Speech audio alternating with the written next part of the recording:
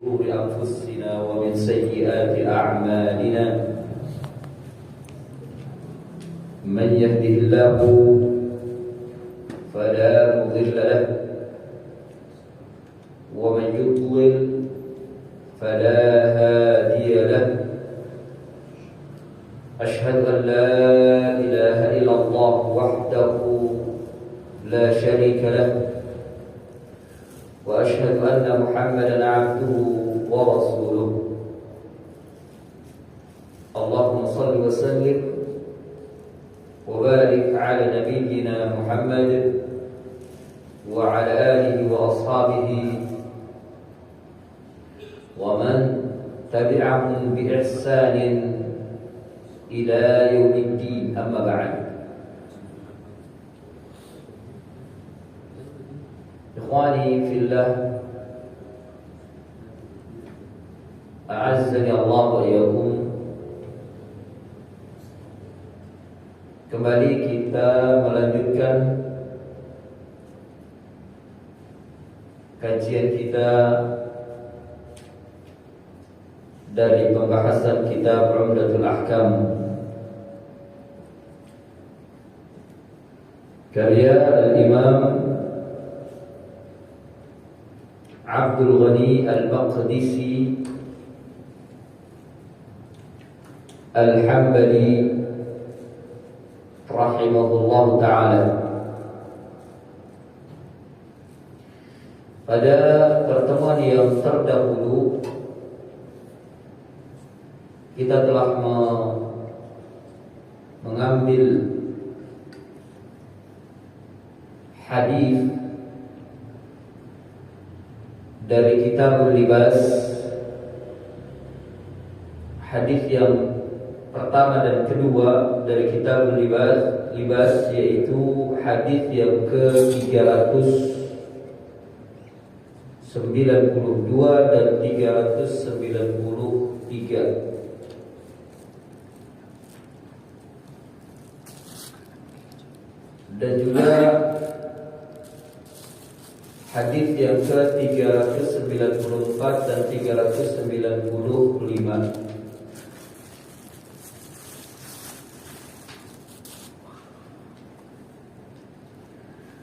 Ini terkait dengan hukum menggunakan kain sutra,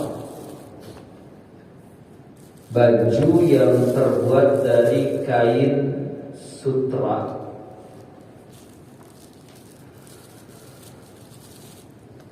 Bahwa siapa saja yang memakainya di dunia, dia tidak memakainya di akhirat.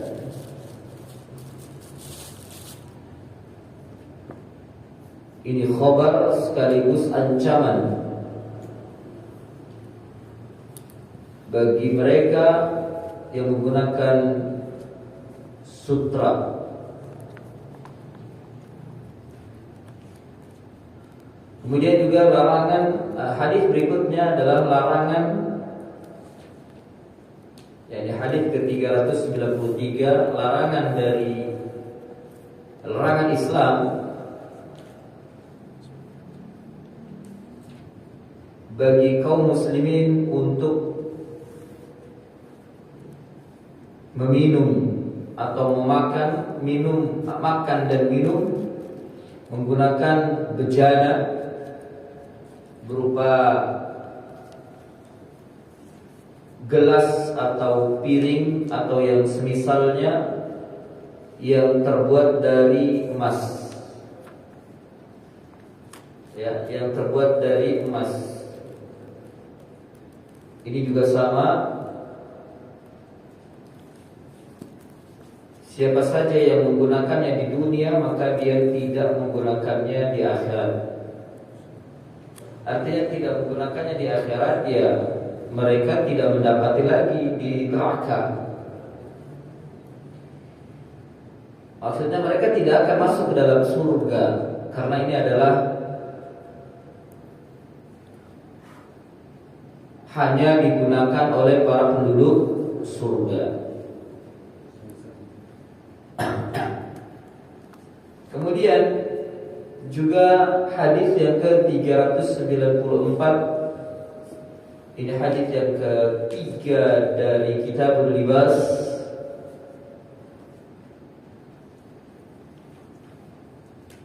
Masih menekankan dalam penggunaan sutra. Tapi terkait dengan kadarnya, bagaimana kalau seandainya kadarnya itu sedikit? Sutra itu hanya dijadikan sebagai tambalan, tambalan yang bolong, atau hanya digunakan di sebagian kantongnya saja. Sementara asal baju tersebut adalah kain selain sutra, bisa jadi mungkin katun atau wol. Nah, sutra ini dijadikan karena untuk tambalan atau sebagai kantong, atau mungkin digunakan ada maksud tertentu. Ya, sedikit. Maka Nabi hanya mengizinkan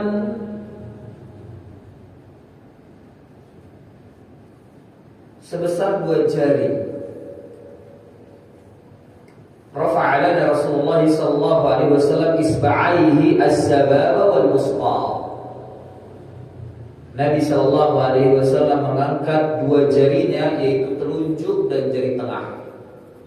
Segini saja. Sebesar ini aja. Lebih dari ini enggak boleh. Itu pun digunakannya bila ada maksud tertentu. Ya.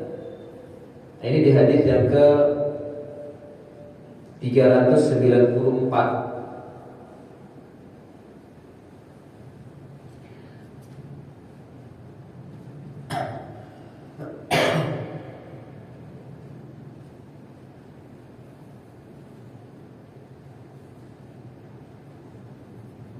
Kemudian hadis yang ke-395, al-haditsu al-khamis wa tis'una ba'da 300, dari Al-Barra' ibn Azib. Ini hadis diriwayatkan juga oleh Bukhari dan Muslim, tapi dari Al-Barra' ibn Azib radhiyallahu anhu. Beliau berkata, "Ma ra'aitu min dhillimmatin fi hullatin hamra ahsana min Rasulillah sallallahu alaihi wasallam. Lahu sya'run yadribu ila mankibayhi, ba'idu ma bainal mankibayn, laysa bil qasiri wala bil tawil."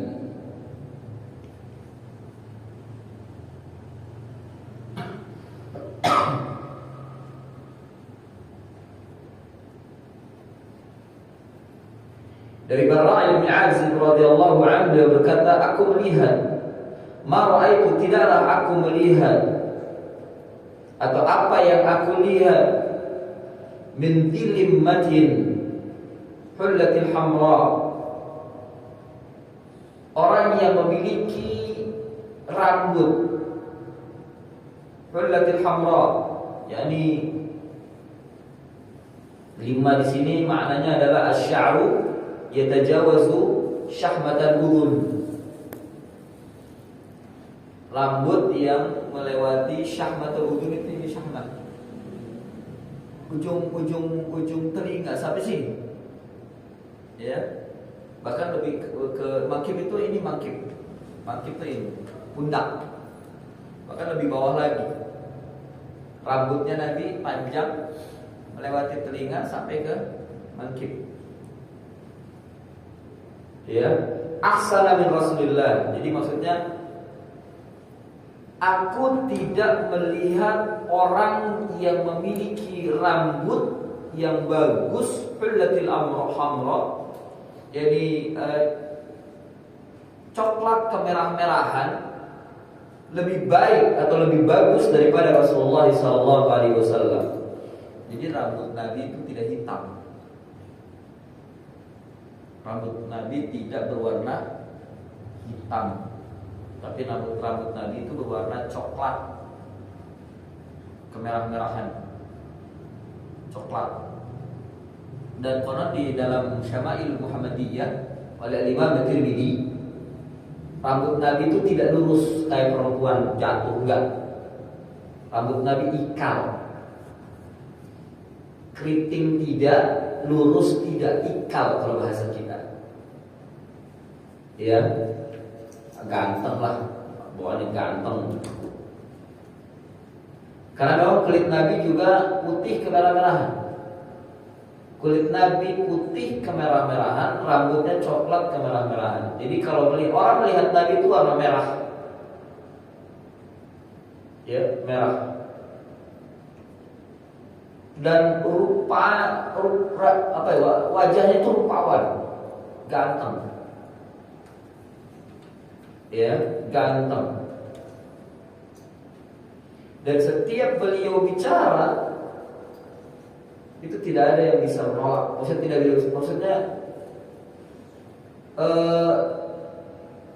ada yang bisa menyela kalau bahasa kita. Tidak bisa disela, tidak bisa dipotong.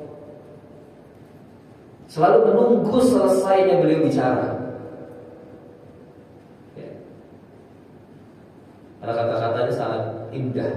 Kata-kata Nabi itu sangat indah. Bahasa Arabnya bahasa Arab fusha. Itu Nabi.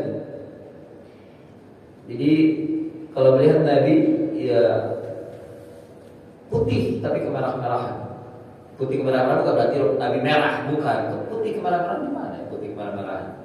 Dan rambut coklat juga kemerah-merahan, agak terang, berarti coklat tapi terang. Ya. Jadi memang terlihat bercahaya, Nabi itu bercahaya.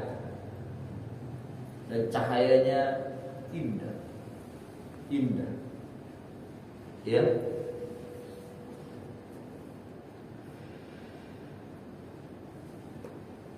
Kemudian lahu sya'run yadribu ila mankibayhi, kata Al-Bara' bin Azib, beliau memiliki rambut yadribu ila mankibayhi, jatuh sampai ke dua pundaknya. Maksudnya panjang. Ini sebelum dicukur, sebelum haji atau umrah. Karena ketika haji Nabi botak, cukur botak, pulang botak. Makanya ketika meninggal dunia rambut Nabi dalam keadaan pendek. Karena pulang haji Nabi, meninggalnya pulang haji, Hajjatul Wada', ya, Hajjatul Wada'. Botak Nabi pada waktu haji itu botak. Muhalliqin ru'usan. Dalam Al-Quran disebutkan muhalliqin. Muhalliqin itu botak, orang-orang yang botak, dicukur botak, licin. Ya. Nah, ketika Nabi panjang itu, ini sebelum dicukur, rambutnya sepundak.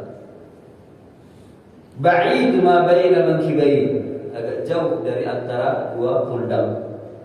Agak jauh maksudnya pundak Nabi itu, kalau bahasa kita dada Nabi itu lebar, sehingga pundak itu terlihat lebar. Kalau bahasa kita apa? Bidang. Dada Nabi itu bidang. Bagus. Ya, bagus. Ba'idu ma baina mankibain, laisa bil qasir wala bil tawil. Nabi itu tidak qasir itu kecil, pendek, tawil itu tinggi, jangkung. Di bahasa kita tidak pendek dan tidak jangkung. Artinya apa? Sedang, semampai. Ketinggiannya itu seperti banyakan orang. Gagah. Ya, gagah. Ya. Karena apa? Sahabat-sahabat tadi Nabi itu beraneka ragam, ada yang tinggi, ada yang kecil. Ada sahabat-sahabat Nabi. Umar itu tinggi, tinggi Umar, sangat tinggi dan gagah. Karena dikabarkan Umar kalau naik kuda asli ya, bukan kuda yang delman yang biasa beredar itu kecil. Kuda Nabi, kuda Umar, kuda perang itu gagah, gede, tinggi. Itu Umar kalau naik kuda itu kakinya bisa nempel ke tanah. Kayak kalau naik motor kan kita begitu kan. Nah begitu.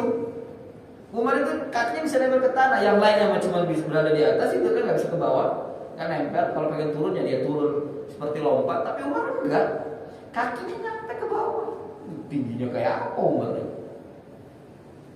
Diikuti anaknya juga tinggi. Abdullah bin Umar tinggi. Ya, Abdullah bin Umar. Berbeda dengan Abdullah bin Mas'ud, itu qasir. Kecil Abdullah bin Mas'ud, kecil. Pernah lihat Syekh Muhammad bin Shalih Al-Utsaimin, itu kecil. Kecil. Tapi ilmunya besar. Dan begitu Abdullah bin Mas'ud kecil, tapi ilmunya besar. Kecil. Kalau yang pernah ke Saudi tahun 90-an, itu pernah bertemu dengan Syekh Ibnu Utsaimin, kecil orangnya, mungil. Ya, mungil orangnya. Tapi kalau bicara, Masya Allah, dunia ilmunya itu dunia. Sama seperti Abdullah bin Mas'ud, pasir kecil. Ya. Kalau Abdullah bin Amr bin As, Abdullah bin Amr bin As itu dokhom. Mama itu dokhom. Dokhom itu gemuk. Gemuk. Tapi gemuknya bukan gemuk gomyor gitu, gemuk air gitu. Enggak. Dia gak bisa jalan bulat-bulat. Enggak. Gemuknya gemuk padat, keras, gemuk. Nah, pernah lihat Syekh Musa Al-Nasr? Siapa yang pernah lihat? Syekh Musa Al-Nasr berarti Syekh Al-Bani itu dokhom. Begitu bentuknya, dokhom, gemuk tapi berisi. Gemuk berisi, kuat. Syekh Musa Al-Nasr, karena saya pernah melihat sendiri dan memang pernah duduk di majelisnya Syekh Musa Al-Nasr. Itu gemuk dan beliau lebih suka mewarnai rambutnya, bahkan gejeknya itu berwarna merah. Saya suka Syekh Musa Al-Nasr. Itu dokhom, gemuk. Ya, gemuk. Abdullah bin Amr bin As itu dokhom, gemuk, dan sudah gemuk tapi kuat ibadahnya. Sangat kuat Abdullah bin Amr bin As. Ya, semalaman suntuk sholat malam. 11 rakaat semalaman suntuk. Dan itu dilakukan tiap hari. Sampai istrinya itu keluar lupa dandan. Kenapa? Enggak pernah disentuh oleh Abdullah bin Amr bin As. Hanya diomelin Abdullah bin sama Salman Al-Farisi. Salman Al-Farisi akhirnya nginep di rumahnya Abdullah bin Amr bin As. Pengen bangun malam tahan. Akhirnya gak sholat malam. Kemudian kamu punya hak badan kamu, istri kamu juga punya hak dinasihati. Akhirnya tidak lagi melakukan demikian. Ia memberikan hak istrinya, hak anaknya, hak keluarganya diberikan oleh Abdullah bin Amr. Jadi tidak sholat lagi semalaman suntuk sehingga mengabaikan keluarganya. Tapi meskipun begitu badannya gemuk. Dan juga kalau berperang itu meskipun gemuk, lincah itu Abdullah bin Amr bin As. Ya. Nah, kalau Abdullah bin Abbas itu seperti pamannya Nabi Al-Abbas. Ya. Yang badannya mendekati Nabi. Sama seperti Hasan dan Al-Husain. Antara Hasan dan Husain yang paling mendekati Rasulullah wajahnya itu Hasan. Meskipun Husain juga sama mendekati. Ya, tapi kalau Husain lebih dekat dengan Ali bin Abi Thalib, wajahnya lebih dekat dengan Ali bin Abi Thalib. Sementara Hasan itu pasti seperti Rasulullah. Itu Al Hasan bin Ali, dua cucu Nabi Sallallahu Alaihi Wasallam, dan juga rupanya tingginya sama seperti Nabi Sallallahu Alaihi Wasallam. Makanya siapa yang marah ke seorang sahabat ketika kepalanya Husain sudah dipenggal di peristiwa Karbala, ya. Kepalanya saya ditaruh di nampan gitu kan, taruh di nampan. Itu ada yang bencinya dengan Husain, dicolok-colok. Orang Khawarij dicolok wajahnya, nangis. Ada yang jangan itu wajah pernah dicium, bibir Nabi pernah meletakkan di pipinya seperti itu. Marah sahabat itu ketika kepalanya dicolok-colok pakai pedang gitu. Gini pakai pedang. Marah sahabat itu. Jangan kau colok dengan itu, pernah bibir Nabi pernah ditempelkan di pipinya. Iya, marah. Nah, itu wajahnya memang seperti Nabi Sallallahu Alaihi Wasallam. Ya. Nah, ini tentang bagaimana profil Nabi dan para sahabatnya. Jadi berbagai macam. Kalau Khalid bin Walid itu gagah Khalid itu. Tapi tingginya tidak setinggi Umar, tapi gagah dan memang canggih, ahli strategi perang. Itu Khalid bin Walid. Saifullah, gelarnya itu Saifullah. Nah, kalau ada yang kasih nama anaknya Saifullah itu dulu. Karena Saifullah itu bukan nama tapi gelar, predikat yang diberikan oleh Allah kepada Khalid bin Walid. Ya, salah kalau dia memberikan namanya siapa? Saifullah, salah. Gulu lampu batas. Ya, dan tidak pantas diberikan nama, jadikan gelar jadikan nama, tidak pantas karena dia bukan Khalid dan tidak memiliki sifat Khalid. Ya, Saifullah, gulu. Nah, itu gelarnya Khalid bin Walid dan memang ahli dalam perang. Khalid tidak pernah kalah dalam hidupnya dalam berperang. Kaum muslimin terdesak, kepemimpinan panglima wafat semua. Khalid maju menang meskipun pasukan sedikit. Khalid maju menjadi panglima menang. Itu waktu ketika terjadi di Yarmouk. Ya, ketika terjadi di Yarmouk. Khalid bin Walid. Jadi sahabat-sahabat Nabi itu memiliki karakteristik yang unik dan macam-macam mereka itu. Ya, dan semuanya berkualitas, tidak ada yang lembek, tidak ada yang loyo, semuanya kuat-kuat sahabat Nabi. Gagah dan kuat. Ya. Makanya orang-orang kufar itu takut dengan sahabat. Lihat dalam surat Al-Fat diabadikan oleh Allah. Muhammadun Rasulullah walladzina ma'ahu asyidda'u 'alal kuffar ruhama'u bainahum. Asyidda di sini keras terhadap orang-orang kafir, bukan hanya sekedar keras dari sisi akidah, dari sisi manhaj. Keras artinya badannya pun asyidda, kuat badannya. Kuat, para sahabat itu kuat badannya. Meskipun mungkin ditempa dengan kelaparan, makan sedikit, tapi Allah memberikan kekuatan disebabkan karena keimanannya. Iman yang membuat mereka itu kuat. Iman yang menancap dalam dadanya yang membuat mereka itu kuat. Makanya tidak ada yang bisa menundukkan orang-orang Yahudi kecuali dengan orang-orang yang memiliki mental dan agama seperti para sahabat. Ya, bukan orang-orang yang memiliki mental seperti Mu'tazilah, mental Khawarij, mental Syiah, mental yang lain bukan.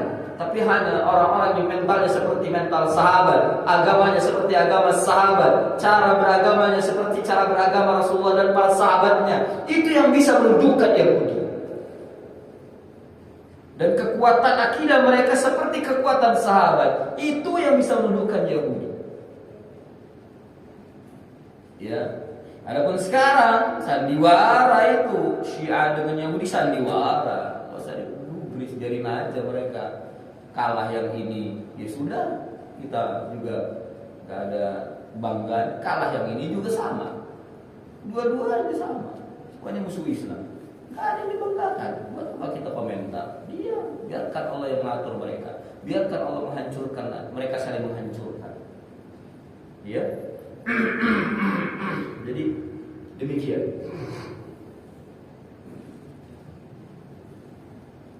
Nah, di hadis yang ke-395 ini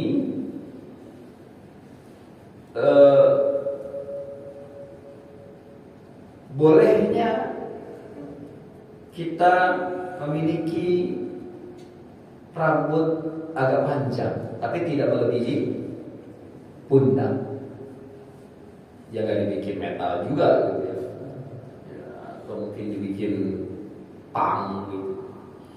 Ya nggak usah. Ya biasa.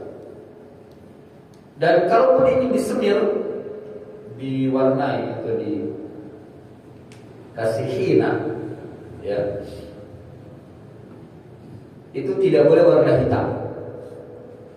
Ada larangan dari Nabi Shallallahu Alaihi Wasallam menyemir rambut dengan warna hitam.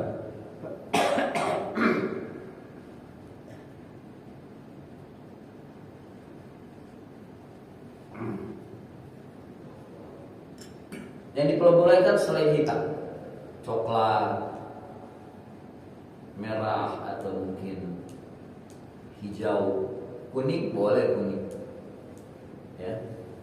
Selain warna merah. Kemudian kalau ingin menyemir sebaiknya pakai hina, ya, bukan pakai semir-semir kimia yang lain. Karena biasanya kalau semir-semir yang terbuat dari bahan-bahan kimia itu merusak, ya, merusak. Sebaiknya pakai yang warna apa, ya, seperti hina, ya. Hina itu pacar, daun pacar. Jadi bolehnya kita mewarnai dengan warna merah. Soal bagaimana Ustaz? Kita naturalnya itu warna hitam rambut dan belum putih juga, karena di warna itu kalau sudah berubah warna putih, dia belum putih, masih anak muda, tapi diwarnai boleh tidak? Fihi tafsir. Di dalamnya ada penjelasan. Kalau seandainya dia membutuhkan, artinya membutuhkan dalam rangka pengobatan, karena mungkin ada sesuatu di rambutnya, kemudian dia akan tenang dengan pengobatan pakai hina, dan hina ini harus diwarnai rambutnya, maka itu diperbolehkan dalam rangka pengobatan karena ada hajat, ya, karena ada hajat. Tapi kalau ingin menyemir, ya, naturalnya itu warna hitam, tapi ingin diganti warna merah, ingin diganti dengan warna kuning atau dengan warna apapun, sementara dia tidak ada kebutuhan, apalagi hanya sekedar, kalau bahasa kita, gaya untuk dilihat oleh manusia, maka ini haram, ya, maka ini tidak diperbolehkan karena akan tasyabuh dengan orang-orang fusak, menyerupai orang-orang fasik, ya, menyerupai orang-orang fasik. Nah, jadi kalau ingin mau diganti warna natural kita hitam ini dengan warna yang lain, ada kebutuhan atau tidak di sana? Oh, butuh saat untuk cari duit, jangan. Karena biasanya untuk nampang untuk cari duit gitu, jangan, nggak boleh. Ya, cari duit nggak harus kita menghinakan diri kita. Kecuali kalau memang rambut kita sudah, artinya rambut kita masih muda tapi sudah jelek rambutnya. Ada kan yang dia masalah dengan rambutnya, masih muda, dia umurnya masih umur 20-an, 25-an, tapi ada rambutnya warna putih, rambutnya pigmennya sudah rusak, ya, pigmennya sudah rusak, baru umur 25, tapi udah kayak orang tua, rambutnya banyak yang warna putihnya, banyak ubannya, dan dia tidak bisa menghindari karena mungkin kelainan pigmen, maka itu diperbolehkan karena bagian daripada penyembuhan atau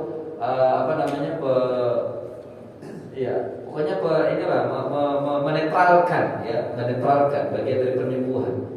Maka diperbolehkan menggunakan hina dengan warna yang lain supaya rambut itu mungkin merata warnanya, ya, merata warnanya.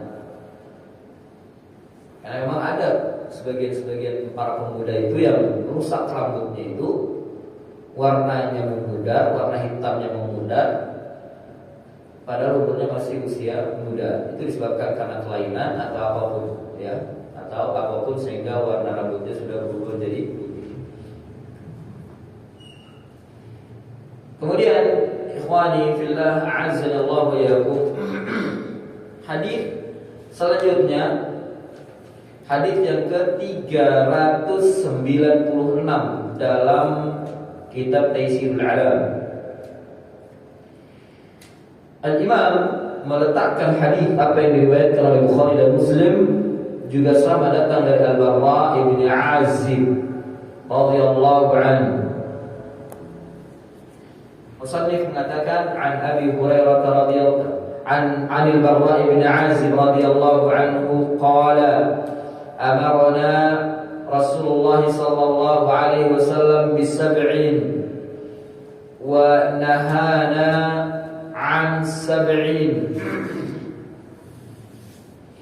Amarna bi'iyadatil marid wattiba'il janazah wattashmitil 'atis wa ibraril qasam awil muqsim wa nasril madlum wa ijabatid da'i wa ifsya'is salam wa nahana an khawatim aw an takhattum bidhahab wa 'anil syurbi bil fiddah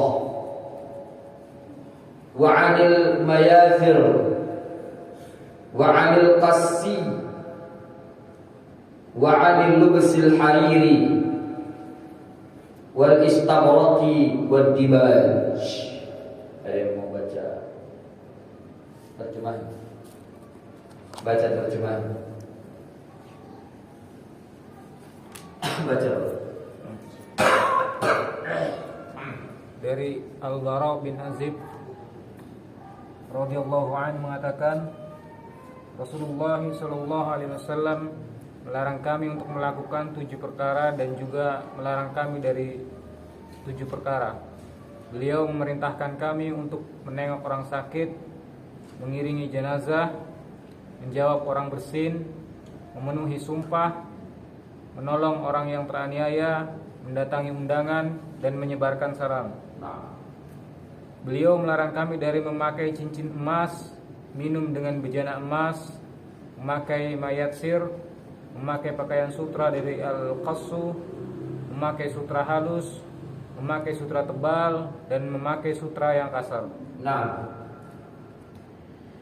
jadi ini termasuk al-amru wan nahi. Hadis yang berbicara tentang al-amru wan nahi yang disebutkan oleh Rasulullah sallallahu alaihi wasallam. Dan apa yang disebutkan oleh Nabi sallallahu alaihi wasallam itu adalah merupakan juga perintah dan larangan dari Allah Subhanahu wa taala, karena sejatinya apa yang disampaikan oleh Nabi adalah wahyu, wa ma yantiqu 'anil hawa in huwa illa wahyu yuha. Dari Al-Bara bin Azib radhiyallahu anhu beliau berkata, Rasulullah sallallahu alaihi wasallam memerintahkan kepada kami dengan 7 perkara dan melarang kami dari 7 perkara pula. Yang pertama, amarna bi'iyadatil marid. Yang pertama, beliau memerintahkan kepada kita atau pada kami, ya, dengan menengok atau menjenguk orang sakit. Ya, menjenguk orang sakit, hukumnya sunnah. Ya, bahkan walaupun seandainya fardu kifayah, kalau sudah ada yang menjenguknya 1 orang, maka gugur kewajiban yang lainnya. Tapi menengok orang sakit itu ada keutamaan, dan banyak sekali keutamaannya. Ya, di antaranya menengok orang sakit itu adalah bentuk kepedulian kita dengan Allah Azza wa Jalla. Bentuk kepedulian kita terhadap Allah Subhanahu wa taala. Kemudian ittiba'ul janazah, mengikuti atau mengiringi jenazah. Yang mengikuti jenazah dari mandinya, mengkafankannya, mensalatkannya, dan menguburkannya. Ya, tapi tidak semua mereka mengiringnya dari awal. Tidak semua mereka memandikan, tidak semua mereka mengkafankan. Tapi untuk menyolatkan itu bisa semua. Maka ittiba'ul janazah minas shalah ilal maqbarah itu lebih utama, karena ganjarannya seperti gunung Uhud, sebesar gunung Uhud. Ya. Ini ittiba'ul janazah.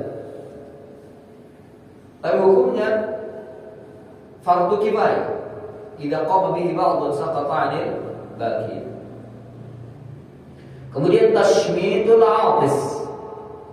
Tashmitul atis, menjawab dengan doa dengan doa terhadap orang yang bersin. Ini kalau dia mengucapkan alhamdulillah. Ya Muhammad haji, alhamdulillah. Nah, baru jawab yarhamu Allah, itu namanya tasmit. Yarhamukallah itu adalah tashmitul atis. Kemudian yang bersin menjawab lagi yahdikumullah wa yuslihu balakum. Ini tashmitul atis, dan ini hak seorang muslim yang harus dipenuhi, tidak boleh diam. Ya, tidak boleh diam. Lagi-lagi hukumnya fardu kifayah. Apabila sebagian sudah menegakkannya, sudah mengamalkannya, gugur kewajiban yang lainnya. Tapi kalau tidak ada yang menegakkannya, semua orang yang ada di sekitarnya berdosa, dan dosanya besar, tidak kecil. Ya, karena ini hak seorang muslim. Nah, ini banyak diremehkan oleh sebagian saudara-saudara kita ya. Orang bersin, ya celakanya juga mereka ketika yang bersin itu gak mengucapkan alhamdulillah gitu. Ya, tidak mengucapkan alhamdulillah. Kemudian ditegur, katakan alhamdulillah.